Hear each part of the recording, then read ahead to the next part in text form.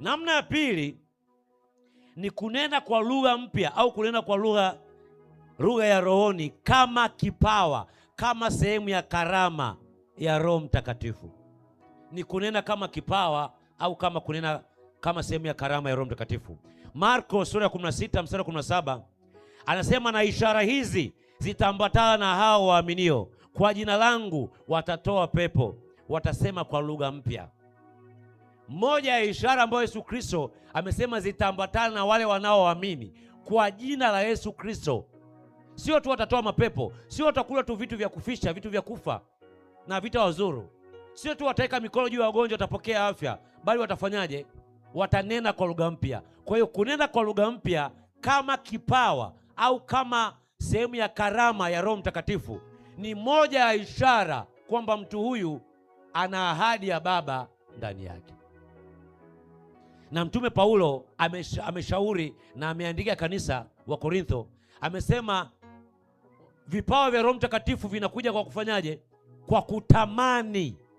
Amesema vipawa vya Roho Mtakatifu ni Roho Mungu anagawa kama atakavyo, kama apendavyo yeye.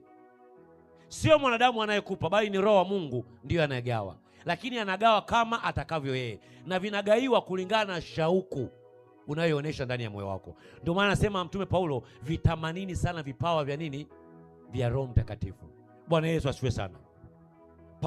Daudi anaandika katika Zaburi, anasema mambo ya Mungu au karama au vitu vya Mungu ni kama ayala atamanivyo maji. Anasema nafsi yake yamwonea Mungu shauku, kama ayala anavyoona maji, anavyoyatamani, ndivyo mimi na wewe tunapaswa kutamani mambo ya rohoni au vipawa vya Roho Mtakatifu. Bwana Yesu asifiwe sana. Wakorintho wa kwanza sura ya 12 mstari wa 10 mstari wa 28 na ule hadi wa 30, hapa vipawa mbalimbali vya Roho Mtakatifu vinatajwa, ikiwemo kipawa cha kunena kwa lugha mpya kama sehemu ya kipawa kunena kwa lugha mpya. Wakorintho wa kwanza sura ya 14 mstari wa 2 anasema, maana yeye anenaye kwa lugha hasemi na watu, bali husema na Mungu, maana hakuna asikiaye, lakini anena mambo ya siri katika roho yake. Anenaye kwa lugha hujijenga nafsi yake. Mstari wa 4, mtu anapokuwa ananena kwa lugha mpya anakuwa anatangaza mambo ya siri katika ulimwengu wa roho. Ndio maana kunena kwa lugha katika namna ya Roho Mtakatifu, katika namna ya kipawa, Shetani ibilisi haelewi unachokinena au yule anachokinena. Hata mwanadamu wenzako, hata yule ambaye amefanya kuwa ni mwana wa Mungu, ana Roho wa Mungu ndani yake, kama hajapewa neema au kipawa cha kutafasiri, maana kuna kipawa cha kunena kwa lugha mpya, alafu kuna kipawa cha kufanyaje? Cha kutafasiri lugha.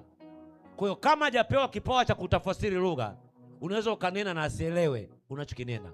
Tunakuwa tunanena mambo ya nini? Ya siri katika ulimwengu wa roho.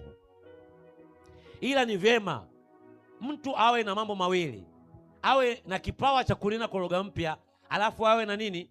Na kipawa cha kufasiri kile mtu anachokinena katika ulimwengu wa roho.